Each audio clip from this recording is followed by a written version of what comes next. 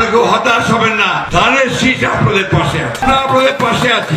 আমরা বেঁচে থাকতে আপনাদের গায়ে কেউ ফুলের টোকাও দিতে পারবে না। আমরা প্রতিশোধের রাজনীতি করতে চাই না, আওয়ামী লীগের মতো মামলা করতে চাই না। যত মামলা আছে আওয়ামী লীগের বিরুদ্ধে সব মামলা তুলে নেব। আওয়ামী লীগ নেতাকর্মীদের পাশে থাকার আশ্বাস দেওয়ার ঠিক একদিন পরই দলটির বিরুদ্ধে যত মামলা আছে সব তুলে নেওয়ার ঘোষণা দিয়েছেন বিএনপির মহাসচিব মির্জা ফখরুল ইসলাম আলমগীর। বিএনপি মহাসচিব বলেন, জামায়াত কয়েকটা দলসহ জোর জবরদস্তি করে তাদের দাবি মানাতে চায়, তারা পিয়ার গণভোট চায়। আমরা এটা বুঝি না, এসব আমরা মেনে নেব না। ভোট হলে জামায়াতের অস্তিত্ব থাকবে না বলেও মন্তব্য করেন ফখরুল। আওয়ামী লীগের ডাকা লকডাউন প্রসঙ্গে তিনি বলেন, আর পাগলামি করবেন না, জনগণের কাছে মাপ চান। 10 বছরের যাত্রা তো কেবলই শুরু। একসাথে গ্রো করার এই জার্নি চলুক আগামীতেও।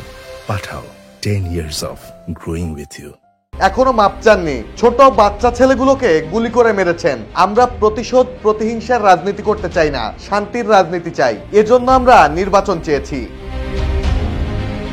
মঙ্গলবার বিকালে ঠাকুরগাঁও সদর উপজেলায় আয়োজিত মত বিনিময় সভায় এসব মন্তব্য করেন ফখরুল ইসলাম। এর ঠিক একদিন আগেই নির্বাচনের নৌকা প্রতীক থাকছে না বলে আওয়ামী লীগ নেতাকর্মীদের হতাশ না হওয়ার আহ্বান জানান তিনি। ফখরুল বলেন, আপনারা হতাশ হবেন না, ধানের শীষ আপনাদের পাশে আছে। আমরা বেঁচে থাকতে আপনাদের গায়ে একটা ফুলের টোকাও পড়তে দেব না। মাহমুদুল হাসান শাওন, জয় জয় দিন।